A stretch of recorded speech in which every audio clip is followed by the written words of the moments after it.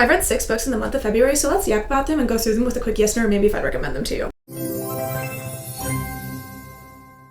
The end of last year, the beginning of this year, I have been in the worst reading slump. I know I keep talking about it. I know you guys are probably sick and tired of hearing me say it. However, I truly believe I am 90% out of my reading slump, specifically because I started reading a series, and if you haven't seen, I've been yapping about it all week, that I am absolutely obsessed with. There's definitely some god tier material stuff in here. Anyways, let's get into it. First up, we have Broken Country by Clare Hall. Now, this is set in the 1960s about a sheep farmer's wife, and randomly, out of the blue, her first love moves back to town. With him moving back to town, her world is literally flipped upside down. It gets very messy very quickly. It definitely makes things awkward for the husband's brother, the husband's brother's wife. So, yeah, lots of secrets, lots of guilt, and even a that's kind of hanging over their head with this trial. However, I am going to just say this, I am going to give this a maybe. I love historical fictions, but this one just didn't really scratch the itch that I was looking for from this book. It is very well written. I just think the plot lost me a bit along the way. One of my most loathed trope is in this, so I don't want to say it without giving it away because I do think it's a bit of a spoiler, but do your own research if you're interested, I guess. So maybe. Next, we have The Tenant by Freida McFadden. Look, I have been in the worst reading slump,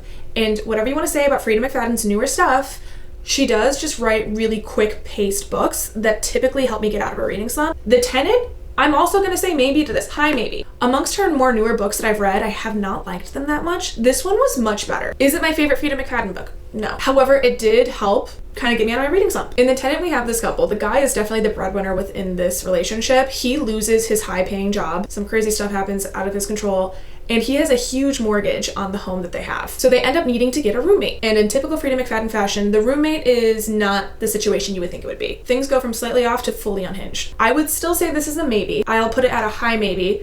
However, I do think some of her other older books are much better than this. Quick little intermission. My camera decided to not record for a bit, and I was too lazy to change back into the same outfit I was wearing yesterday. So I'll try and be quick with it because I've been talking about it all week, but the Red Rising trilogy is fantastic. Every single piece of this is a masterpiece. The amount of emotional turmoil in this book is insane. I'm obsessed with the series. The first one, if you're not liking it, it's okay, because the second one makes up for it more. In fact, the second one made me rethink how much I treated the first one poorly. And Morningstar, I don't think I've ever read a perfect ending to a trilogy in such a long time. So this is absolute perfection. Yes, yes, yes. Don't be like me. This was on my bookshelf for maybe over a year. Do not be like me. Read it. If you have it, read it.